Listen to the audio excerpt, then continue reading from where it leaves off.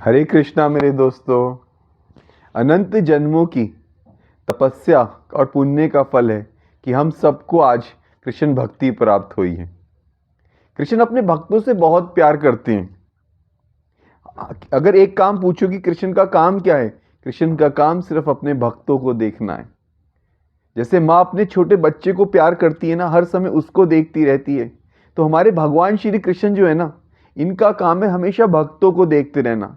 इसलिए कई बार ना भक्तों की जिंदगी में ये होता है कि भक्त थोड़ा भी गलत काम करते हैं तो उन्हें एकदम उस चीज का रियलाइजेशन हो जाता है, उसी का फल मिल जाता है।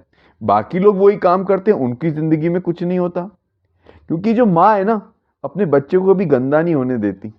ये करोड़ों माओं का अगर प्यार अगर एक तरफ रखो ना, तो भी वो भगवान श्री कृष्ण के प्यार के मुकाबले एक बूंद भी नहीं है। इतना प्रेम परमात्मा सिर्फ अपने भक्तों से करते हैं। गीता में भगवान श्री कृष्ण ने 9वें अध्याय में बोला है, कौन्ते प्रति जानी नामे भक्त प्रणेशति। अर्जुन ये निश्चित रूप से जान ले, मेरे भक्त का कभी डाउनफॉल या कभी उसका फेलियर लाइफ में कभी नहीं हो सकता। कभी भी भक्त हार नहीं सकता, भले ही परेशान हो जाए।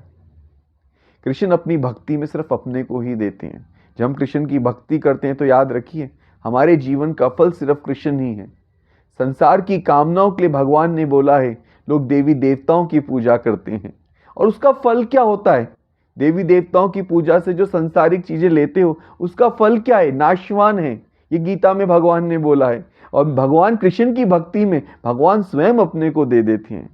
क्या मिला देवी देवताओं की पूजा करने से? रावण ने करी शिव जी की पूजा, लंका मिली, क्यों क्या मिला उसे? अमृत भी पा लिया तो क्या हुआ? मरा ना। हिरण्यकश्यप ने ब्रह्मा जी की पूजा करी तो क्या मिला? कि मैं ऐसे ना मरूं, मैं दिन में ना मरूं, मैं रात में ना मरूं, मैं सुबह ना मरूं। क्या हुआ? नरसिंह अवतार आए, एक ही झटके में मार दिया उसे अपने नाखूनों से। होलिका ने ब्रह्मा जी की पूजा करी कि मुझे वरदान दो कि मैं जलूं ना, लेकिन जब उसने भगवान के भक्त को जलाने की कोशिश करी तो होलिका जल गई, ब्रह्मा जी का आशीर्वाद फेल हो गया। तो ये जो श्री कृष्ण है ना, ये देवताओं के देवता हैं। देवता भी इन्हें समझ नहीं सकते, लेकिन भक्त के बहुत प्रिय हैं।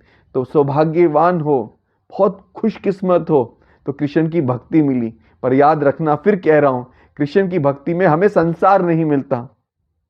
क्योंकि भगवान ने गीता में बोला है 8वें अध्याय में, दुखालय संसार है। ये कृष्ण नहीं चाहता मेरे भक्त दोबारा इस दुखालय संसार में आए। कृष्ण तो अपने भक्तों के लिए बाहें फैलाए वैकुंठ धाम में बैठा है मेरे दोस्तों।